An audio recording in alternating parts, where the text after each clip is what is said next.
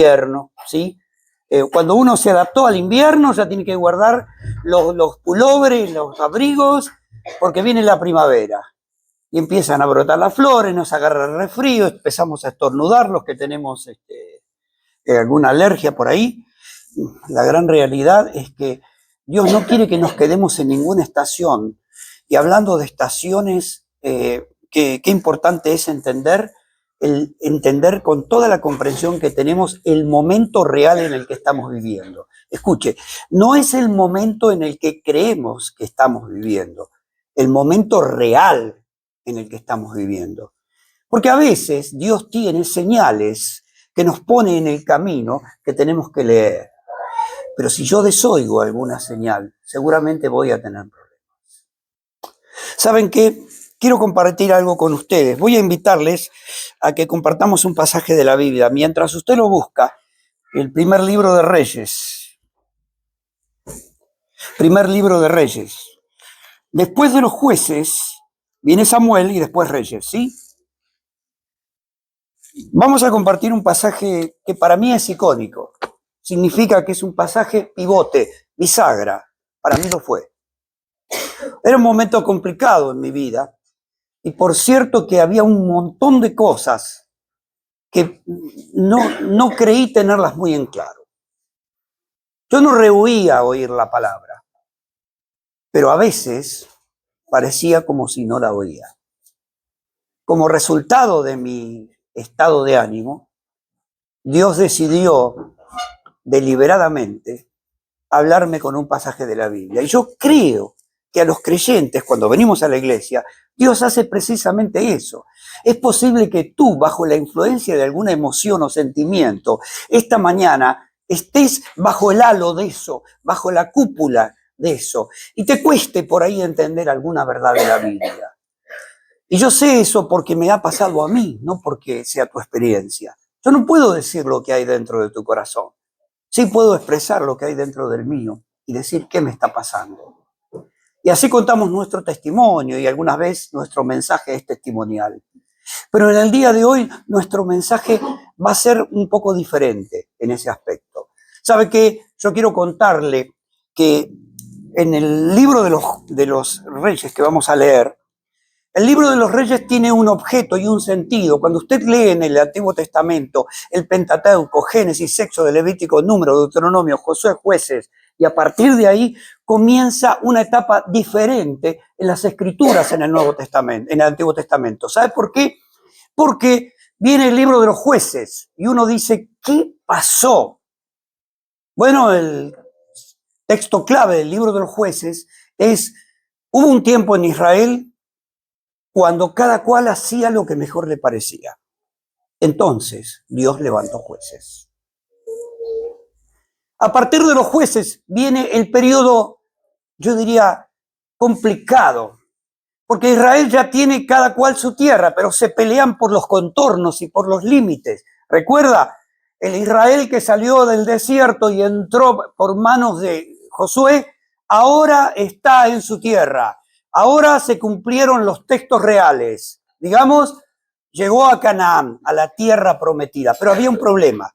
El gran problema que había era que Israel todavía seguía haciendo lo que mejor le parecía, a pesar de que el ciclo cambió. Y dijo, no, Dios, ¿sabe qué dijo Israel? No, Dios, ¿sabe por qué estamos así y tenemos tantos problemas entre nosotros? Porque vienen los jueces y nos castigan y nos castigan y nos castigan y ponen las cosas en orden, sí, pero es porque necesitamos un rey. Nosotros queremos que nos pongas un rey. ¿Cómo? Sí, con un rey todo va a andar bien. Y comenzó el periodo monárquico en la historia de la Biblia. Pero en este periodo monárquico sucedieron muchas cosas.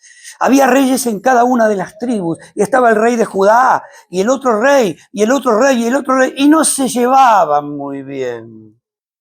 Y empezaron a reinar los jueces, y entonces uno empieza, los reyes, y entonces uno empieza a leer en la Biblia, en el libro de los reyes, los diferentes reinados, con lo que hizo cada uno de esos reyes. Y la verdad que cuando uno los empieza a leer, estos reyes no hicieron lo bueno delante de los ojos de Dios. Vamos a leer en el libro de Reyes, capítulo número 17, versículo número 29, para comenzar el relato. Y comenzó a reinar Acaz, hijo de Jorim, sobre Israel en el año 38 de Asa, rey de Judá. ¿Ve? Y reinó Acaz, hijo de Jorim, sobre Israel en Samaria 22 años. Y Acab, hijo de Jorim, hizo lo malo ante los ojos de Jehová, más que todos los que reinaron antes ante los ojos de Jehová. Porque le fue ligera cosa en andar en los pecados de Jeroboam, hijo de Natab. Y tomó por mujer a una mujer que se llamaba Jezabel. Hasta aquí el pasaje. Ustedes saben que en este reinado, que fue el peor de todos, según las Escrituras, ¿sí? ¿Veo cuando dice las cosas andan mal, pero podrían estar peor? Bueno, en Israel estaban mal y podían estar peor. Pero en cada una de estas etapas Dios levantó un profeta. Y esta era la etapa del profeta Elías, el profeta sobrenatural de la Biblia. Pero según el apóstol Santiago, un hombre sujeto a pasiones igual que los demás. Y en este periodo era tanto el enojo de Dios para con Israel, para con su pueblo, que ya estaba en la tierra, que por fin tenía, ¿cuándo vamos a llegar a la tierra? 40 años en el desierto. Pero las guerras seguían y las peleas internas seguían. Y ¿sabes? Eso a veces me recuerda lo que pasa con los políticos en nuestros días, ¿no? Que se pelea este contra aquel, contra otro. Ya no es por hacer las cosas bien, ahora es por pelearse unos con otros, ¿sí? Y ¿saben qué? En medio de todo eso, Dios decide poner un alto. Y su alto vino de la mano del profeta Elías. Sube, Elías, y ve a ver al rey Acaz y dile que por 3 años no va a llover sobre la tierra de Israel. Ahora, ustedes se imaginan una tierra árida como Israel, que tiene muy poco de tierra y demasiado de arena, que no llueva. No es solamente la sed, es el hambre lo que pasaba en esa tierra. De modo tal que si no había agua, no había cultivo. Si no había cultivo, no había grano. Si no había grano, no había comida. Los animales se morían. No había comer. Samaria se estaba muriendo de hambre, dice el libro de los Reyes. Versículo número 1 del capítulo 18 lo tiene. Y pasado muchos días vino palabra de Jehová a Elías en el 3er año, ¿ve? La sequía, diciendo, ve y muéstrate al rey Acab, y yo haré llover sobre la tierra. Había sequía. Elías dijo, bueno, voy y oro y cae la lluvia. No. Aquí sucede lo mismo que sucedió con los discípulos después que Jesús habló en medio de un desierto frente al mar y les dijo a los discípulos, hagamos una cosa, pasemos del otro lado. Y él se quedó saludando a la multitud, a cada uno. Pero olvidó decir que en el medio del mar, mientras ellos cruzaban, iba a haber una tormenta, se iban a hundir, iban a creer que no tenían esperanza, antes de llegar al otro lado. Acá pasó lo mismo. ¿Sabe por qué? Porque en este pasaje vemos que Elías fue, verso 2, a mostrarse acá, y el hambre era grave en Samaria, se estaban muriendo. Acab llamó a Abdías, su mayordomo, y Abdías era gran manera temeroso a Jehová. Pero acuérdese que este hombre estaba bajo el influjo de una mujer que pertenecía a otro pueblo, otras costumbres, y por ende tenía otros dioses. Hoy vamos a hablar de una palabra rara, pero le vamos a dar sentido y significado a esa palabra. Se llama sincretismo, la palabra. Y usted dirá, uy, José con las palabras raras. Sincretismo es compartir dos opiniones diferentes. Pero escuche, pero pensar de la misma manera. Es decir, me gusta esto, pero esto también me gusta. Y vamos adelante con las dos cosas, porque las dos me gustan. ¿Sí? Ahora, más allá de todo lo que sucede ahí, vamos a leer en el versículo número 17, cuando el profeta Elías por fin cumple las palabras de Dios y va a verlo al rey Acab. Hubo una reunión entre el rey y el profeta. Por cierto, el profeta no estaba muy amigable con el rey. ¿Saben por qué? Porque resulta que el rey se había casado con una mujer de un pueblo que adoraba a los Baales, a los dioses. Inclusive este pueblo solía entregar a sus hijos como ofrenda para que Dios los bendijera. Entregar a sus hijos como ofrenda para que Dios los bendijera. ¿Escuchó? Miren si eran malos. Y esta mujer representa en la Biblia, hasta el libro del Apocalipsis, la maldad mayor que existe en el sexo femenino que pudo haber existido en la historia de la Biblia. Sinceramente, por favor, Jezabel tiene historia en esto. Una amenaza de esta mujer era sinónimo de muerte. Su poder, porque era reina, era terrible. Sus sacerdotes, los sacerdotes de acera, eran capaces de sacrificar a quien sea con tal de lograr sus propósitos. Y a esos le llamaban su Dios. Ahora, se van a reunir. Y no, esta reunión no es de muchos amigos. ¿Lo vamos a ver ahora? El versículo número 17 del capítulo 18 dice, y cuando Acab vio a Elías, le dijo, ¿eres tú el que turbas a toda Israel? ¿Tú, Elías, con esto de que no va a llover? ¿Con esto del hambre que tenemos por eso? ¿Eres tú quien turbas a Israel? Y él respondió, yo no he turbado a Israel, sino tú y tu casa y la casa de tu padre, dejando los mandamientos de Dios y siguiendo a los Baales. Envía pues ahora y congrégame a todo Israel en el monte Carmelo y también tráeme a todos esos, entre comillas, profetas de Baal, que son 450, pero de los profetas de Dios no quedaba ninguno, salvo Elías, porque el resto los mataron. Así que era uno contra 450. Le pregunto algo, estadísticamente, ¿qué posibilidad puede tener 1 contra 450 de ganar? Ninguna. Salvo que estuviera Dios de su lado. Ahora, cuando ya estaban los 450 profetas de Baal, que no lo saludaron a Elías amablemente, diciendo, ¿qué andás? ¿Cómo te va? ¿Qué haces? Somos bomberos, ¿viste? Vos sos profeta, nosotros somos profetas, somos amigos, no, anda pisando la manguera. No, no fue así el encuentro. Los profetas de Baal estaban deseosos de comérselo vivo y Elías le dio la oportunidad. Déjalo en nuestra mano. Lo vamos a hacer pedacito, chicle lo vamos a hacer a este hombre. Y fíjense que el versículo número 20 dice, entonces Acab convocó a los profetas en el monte Carmelo y acercándose Elías a todo el pueblo, les hizo una pregunta. Les dijo, ¿hasta cuándo? Acá está el sincretismo. ¿Hasta cuándo claudicaréis entre dos opiniones? ¿Sí? Dos pensamientos. Si Jehová es Dios, síganle. Y si Baal, vayan en pos de él. ¿Y qué respondió Israel? Nada. Nada. A partir de ahí comienza el mensaje que Dios le dio a Israel en los tiempos de prueba y dificultad.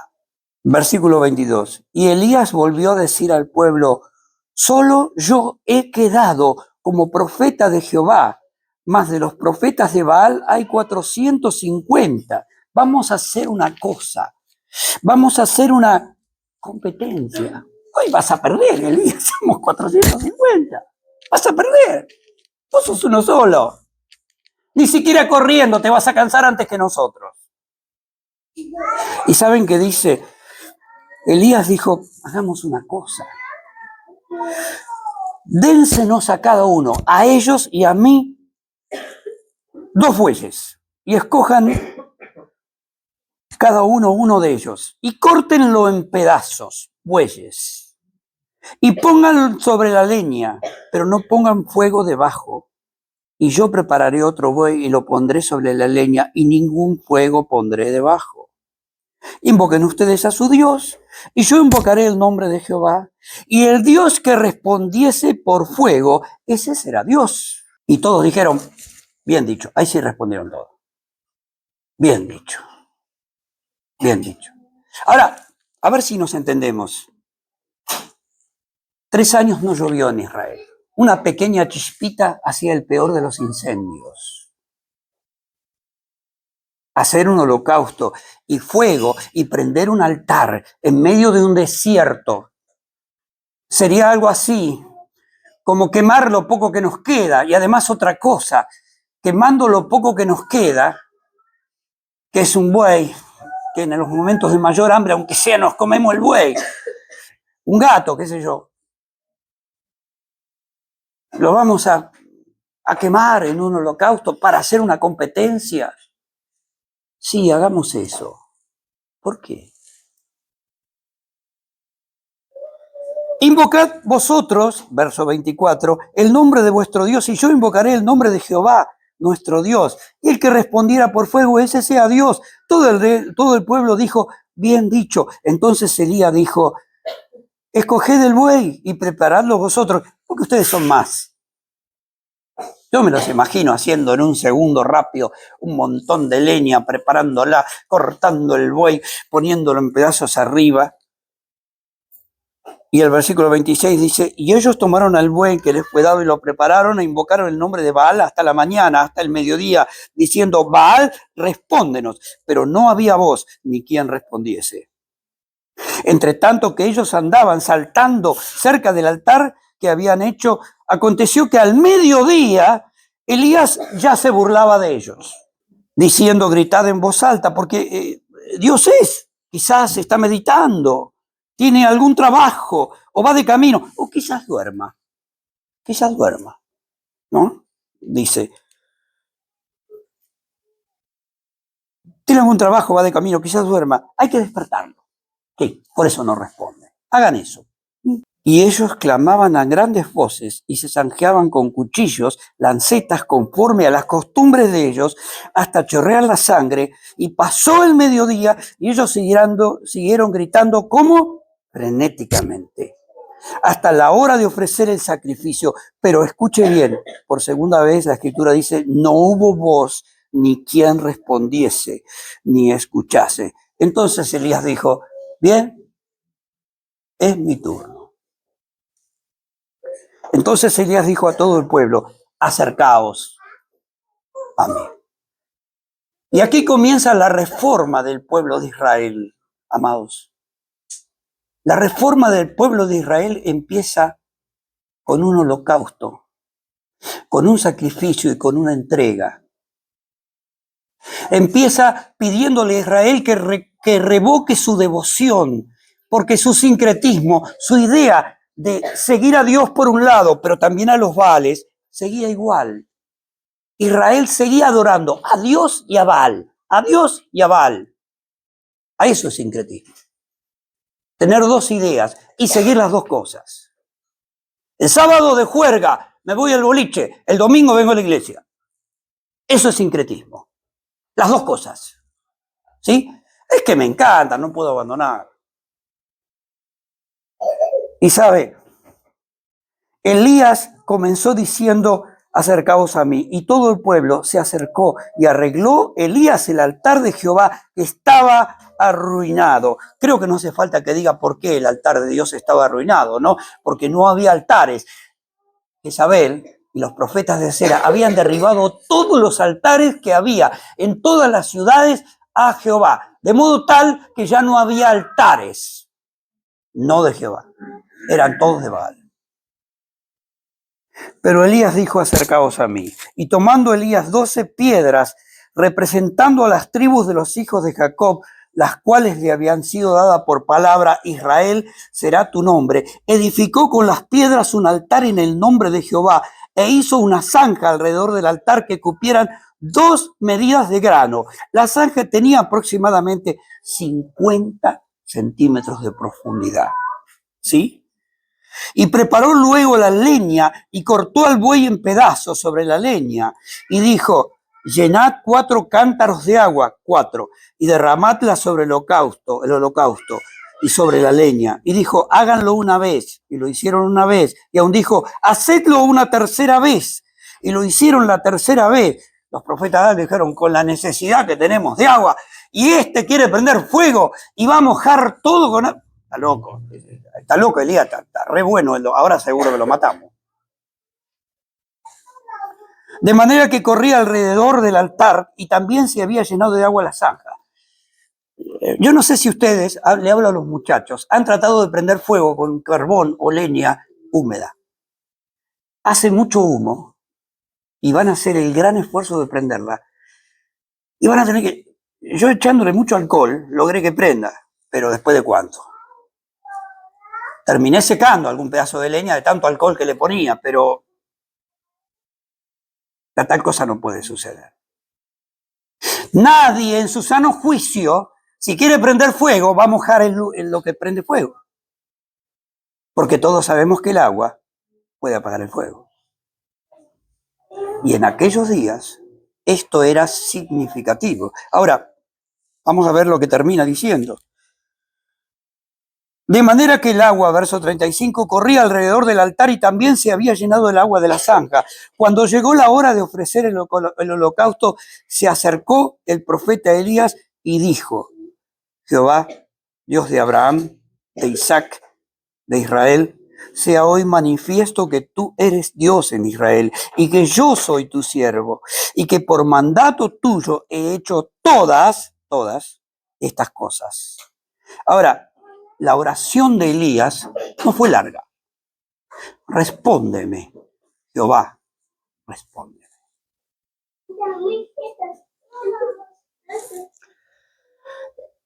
Para que conozca este pueblo que tú, Jehová, eres Dios, y tú vuelves a ti el corazón de ellos.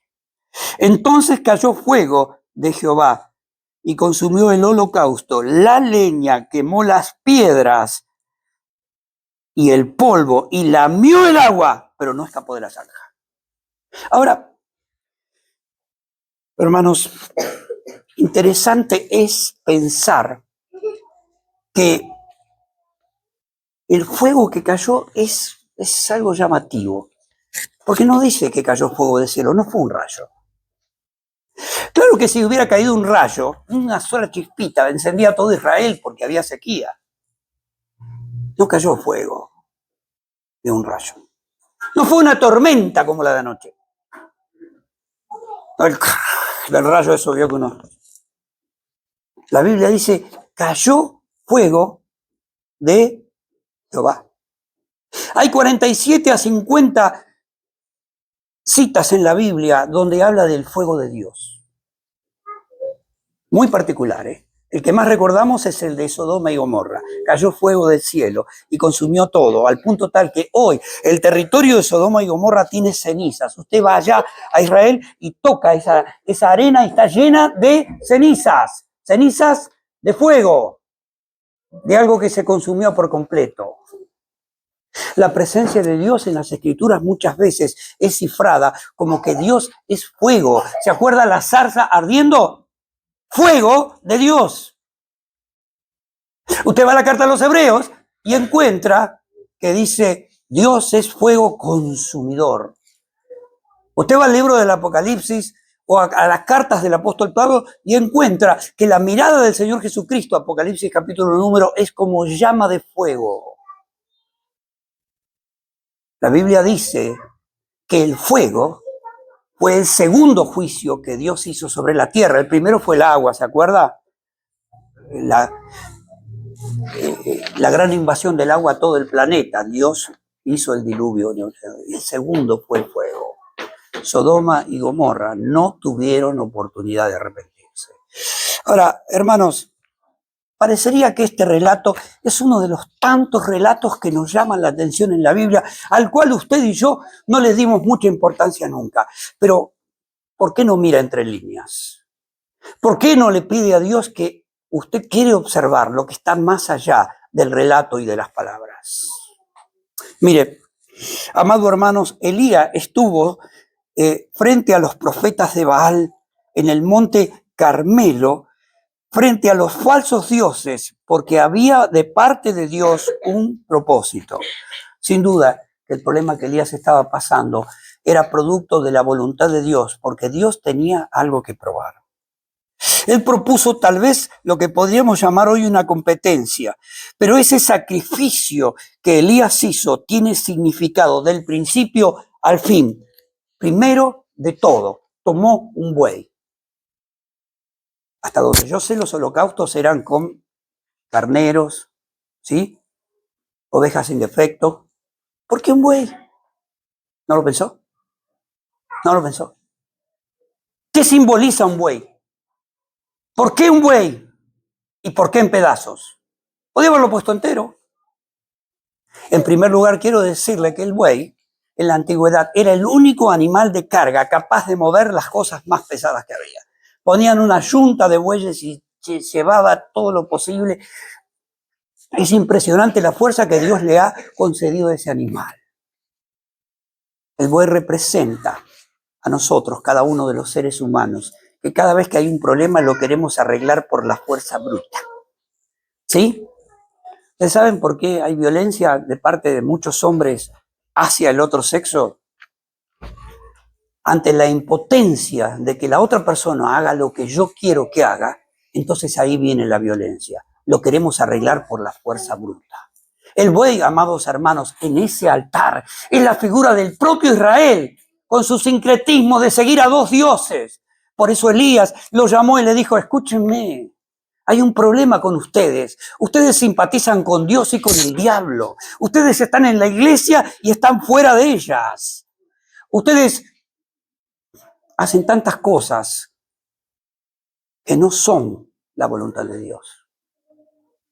Porque estar con un lado y con el otro es ser tibio, no es ser ni frío ni caliente. Y saben, lo terrible del caso es que la única manera que tenía Elías de mostrarle al pueblo esto era cortando al buey en pedazos. ¿Qué significa el buey cortado en pedazos? Significa que cada área de tu vida debe ser puesta en el altar, no una, no dos, no te guardes ninguna. Cada área de tu vida debe ser presentada en el altar, se la debes entregar al Señor, debe estar dispuesta a exponerse al fuego de Dios para que Él limpie, arregle, cubra, sane tu área. Esa es la razón por la que no avanzas, por la razón de la que tus propósitos nunca se cumplen. Porque no todas las áreas de tu vida le entregaste al Señor. ¿Alguna vez le dijiste al Señor, Señor, yo soy orgulloso, llévate mi orgullo, Señor? No se lo dijiste nunca. Yo sí. Buey en pedazos, altar, leña debajo. La leña representa lo combustible. Y lo combustible en nuestra vida es todo lo que nos sirve, todo lo que Dios quiere quemar. Pero antes de todo eso hay piedras representando el altar de Dios. Tu vida debe ser presentada en pedazos, cada área de tu vida en el perfecto altar de Dios, para que Dios pueda quemar todo lo que no sirve y solamente quedará, te lo digo al final. Ahora, altar, buey en pedazos, y ahí viene lo aparentemente incomprensible. Agua. ¿Querés prender fuego, Elías? ¿Cómo vas a tirar agua?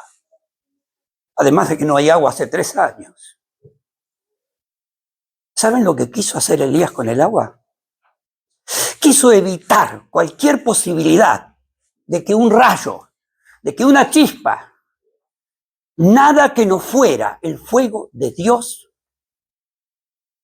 fuera capaz de quemar ese altar. Y la única manera que había de hacerlo es mostrarles a ellos que el fuego de Dios no puede apagarse simplemente con agua. ¿Sabes lo que es eso? Es la figura de Dios. Cuando cambia cosas en tu vida, cuando ya son cambiadas, ya no vuelves atrás. Sencillamente las cosas que no has cambiado son las cosas en las que no has presentado en el altar delante de Dios y no puedes volver atrás. El sacrificio de Elías fue consumido por un fuego divino. ¿Sabe por qué? Porque Elías llenó de agua el altar, pero hizo algo más. hizo una zanja alrededor del altar de esta medida, 50 centímetros. ¿Para qué? Para que el agua que caía del altar regase la zanja y la llenara. ¿Pero para qué? Para que el fuego de Dios no se escapara hacia otra cosa que no sea la fe. La zanja es una zanja que representa la fe. La fe que tenemos los creyentes. ¿Sabe por qué? Porque Dios quiere, con su fuego santo, quemar todo lo que en nuestra vida no sirve. Y no hablo de tu vida, hablo de la mía. ¿Sí? Quemar lo que en nuestra vida no sirve, pero que ese fuego sagrado de Dios queme solamente hasta la zanja. Hasta donde llega tu fe. Y allí está Elías, con el altar listo, todo mojado, y los profetas de Baal, perdonen, no, esto no lo dice la Biblia, muertos de risa. Sí que vas a prender fuego, ahora sí que no te vas a prender. Nosotros no lo pudimos prender, pero vos menos. Ahora sí que no. Y la Biblia dice que después de su oración, Elías oró por fin. Perdonen, no, disculpen mi falta de respeto ahora, si alguno lo toma como eso. Dijo las palabras mágicas. Las palabras mágicas son las palabras que Dios quiere oír cuando tú quieres que Él haga la obra en tu vida. Pregunto, ¿quieres que Dios haga la obra en tu vida? Que las cosas te salgan bien, que te recibas, que conozcas el muchacho del amor de tu vida, que tengas un buen trabajo, que logres hacerte tu casa, que tengas todo lo que tenés. ¿Tú quieres todo eso? Coloca tu vida en el altar de Dios y permite que el fuego sagrado de Dios queme todo lo que en tu vida hoy no sirve. Si no estás dispuesto a eso, eres sincretista. Dios, el mundo. Un poco de cada cosa. ¿Sí? Y sabe, la Biblia dice que cuando Elías oró así, descendió fuego de Jehová. Quemó el holocausto. Quemó la leña. Quemó la... ¿Qué hay que hacer para quemar piedras y reducirlas a ceniza? Quemó las piedras. Llegó hasta el agua de la zanja, la lamió, pero no se escapó. ¿Sabe qué es eso? Propósito se llama en la Biblia. El propósito de Dios es precisamente eso. Yo quiero leerte algunas cosas rápidamente para que solo te queden en la memoria. El contexto del llamado es un desafío que Dios nos hace a cada uno de nosotros. Ir en pos de las cosas que nosotros creemos en nuestro afán que vamos a conseguir, o seguir al Señor y colocar nuestra vida en el altar esta mañana.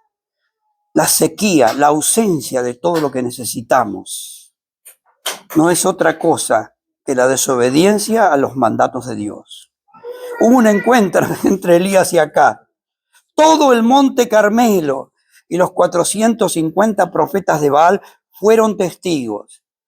La competencia tenía un propósito, mostrar quién era Dios. Siempre hay una prueba, hay una disciplina y hay un azote de Dios.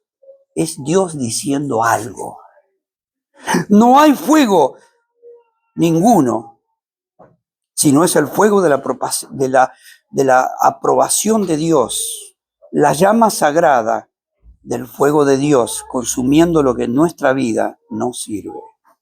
Ellos estuvieron desde la mañana al mediodía. ¿Sabe lo que es la mañana al mediodía? Es el paso del tiempo. Es su vida transcurriendo el tiempo y ver que las cosas no se provocan, no se producen, esa relación no mejora, no hay cambios, no hay buey en el altar, no hay deseo de cambiar las cosas.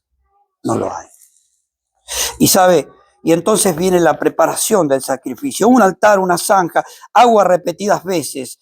Y por fin, la oración del profeta orando para que el pueblo entienda en su corazón que estaba lejos. La señal de Dios fue el fuego que arde para consumir el altar. La aprobación de Dios sobre el sacrificio de Elías. El triunfo de Dios verdadero fue el fuego divino consumiendo el holocausto, la leña, las piedras, pero el agua no salió de allí. ¿Cuáles son las consecuencias? Terminó la sequía. ¿Por qué? Porque el pueblo entendió. Mueren los profetas de Baal, llueve sobre la tierra por 3 años. El milagro marcó el punto de inflexión. La adoración a Baal fue nada más que la demostración del fallido deseo de este rey acá de seguir a Dios y seguir a Baal, por las dudas. Ahora, ¿sabe? Es necesario tomar decisiones en nuestra vida. Yo sé que sí. Hay 3 tipos de personas en el relato. Yo lo anoté para que lo tenga de recuerdo. La primera, los equivocados profetas entregados a un culto falso que no respondería a Dios. La segundo tipo de personas, los hijos de Israel, que simplemente miraban, pero no respondían, no tenían una respuesta, porque realmente no querían cambiar nada en su vida. No sentían que había que cambiar. ¿Sabe cuál es el peor sincretismo que existe en la vida de un creyente? Cuando dice, yo estoy bien, no tengo nada que arreglar en mi vida. No, yo ando un kilo, ando fabuloso, y andamos mal. Nos engañamos a nosotros. Y el tercer tipo de personas es las personas como Elías, que eran fieles a Dios, aún en las peores horas de su vida. Ahora, ¿yo qué observo aquí? Observo el peligro de la inestabilidad espiritual que viven muchos cristianos, aún hoy en nuestra iglesia. Miren, no necesito decirle, tenemos modelos y ejemplos en la vida de muchas personas. Nunca escuchó la frase cuando termina la reunión saludando, che, y el hermano tal, y no anda bien. Sincretismo. Mezclados con el mundo. No, pero yo soy cristiano. ¿Sabe qué?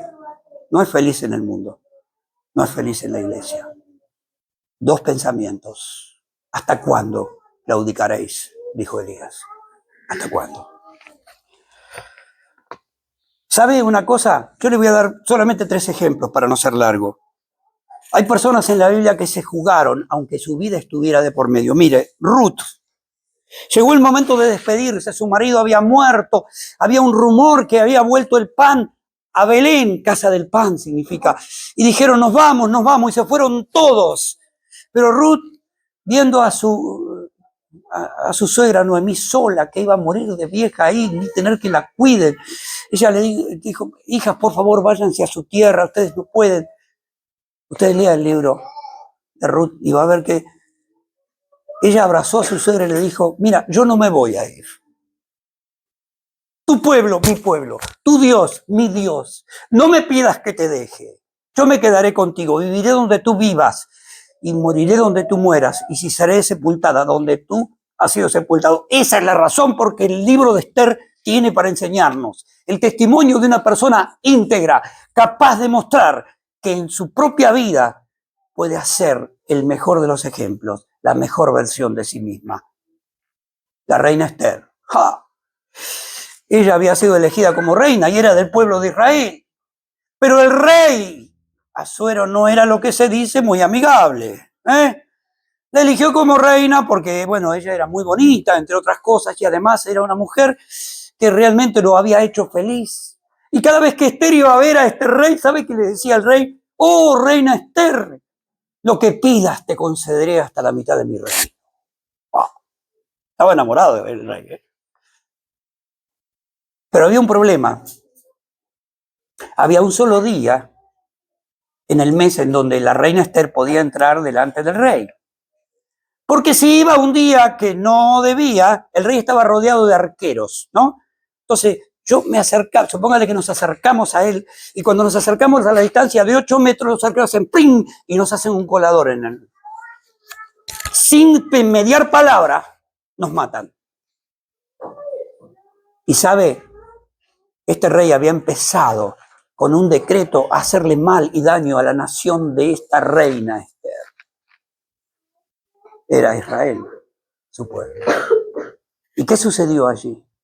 Lo terrible de ese relato es de que su tío, el tío Mardoqueo, el tío de la reina Esther, le dijo, ¿tú crees que por ser la reina te vas a escapar del edicto del rey Asuero? ¿Tú crees que te vas a escapar, que no te va a llegar a ti la justicia? Tú también morirás. Solamente por ser judía, por ser de la nación. Así que, por favor, tío, ponete a orar, le dijo la reina. Y tomó a sus doncellas y oró y ayunó y dijo, voy a ir a ver al rey. ¿Cómo? No, no vayas, si no es el mundo, podés, hoy no es el día, no. Voy a ver al rey, me acercaré a él y le rogaré por mi pueblo, mi nación, y si perezco, que perezca. Y ahí salió Esther. Y entró Esther en el recinto. Los arqueros, me imagino, habrán levantado sus arcos. No importa que fuera la reina. Y cuando llegó a 8 metros de ella, el rey levantó la mano y dijo, alto, reina Esther, mi reina Esther, lo que pidas te daré hasta la mitad de mi reino. ¿Entiende por qué el libro de Esther está en la Biblia? ¿Por qué esa mujer, tanto como Ruth, existen en la Biblia? Son demostraciones de fe sincera, de un cambio verdadero, de un sincretismo, una indiferencia a lo que Dios quiere hacer en tu vida, o en la mía, claro, por supuesto. Y por último, Josué. Josué en el momento más difícil de Israel no le quería hacer caso. Si mal os parece, Josué 24:15, servid a Jehová. Escoged hoy, si mal os parece servir a Jehová, escoged hoy a quién sirváis, pero yo y mi casa serviremos a él. El Señor se revela con fuego en la zarza ardiendo.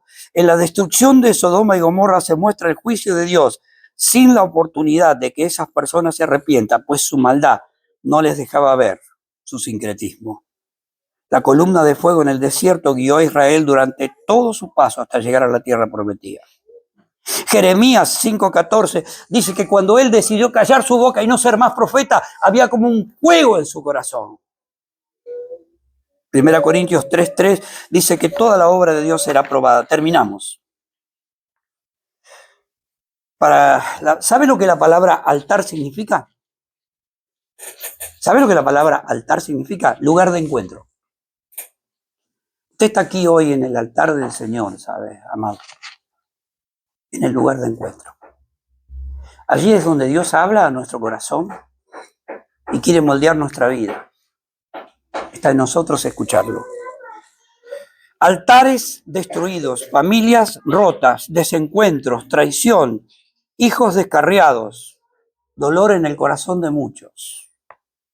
Pero Dios tiene un lugar de encuentro, siempre será su altar, donde Él levanta al caído, perdona al pecador, al arrepentido y fortalece al débil. El propósito de la oración de Elías era que el pueblo volviese de su mal camino. ¿Sabe qué hizo el pueblo? Se arrodilló y dijo, Jehová es el Dios, Jehová es el Dios. ¿Sabe qué? Usted lo aplaude, yo no, porque se parecen, ¿sabe a quién, no?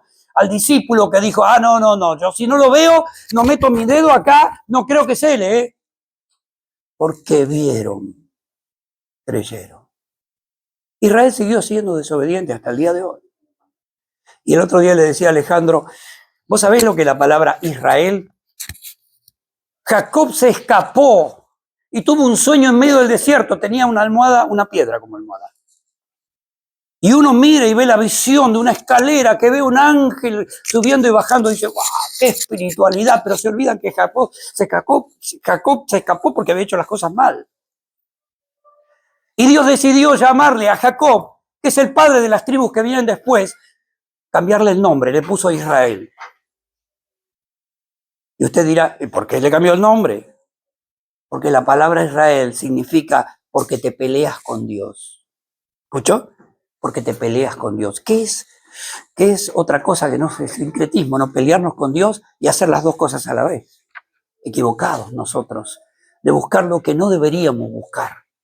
Significa no buscar a Dios. Y ¿sabe qué? Hay un punto de encuentro, el lugar del altar, en donde allí Dios me habla. Palabras casi finales, Proverbios 1, 24, 25. Él llama a los hombres y no vienen. Extienden su mano y no escuchan. Les aconseja, pero ellos lo desechan. Él reprende, pero no quieren oír. Entonces, dice Dios, me llamarán y yo no responderé. Me buscarán por la mañana y no me hallarán. Proverbios 1, 24 y 25.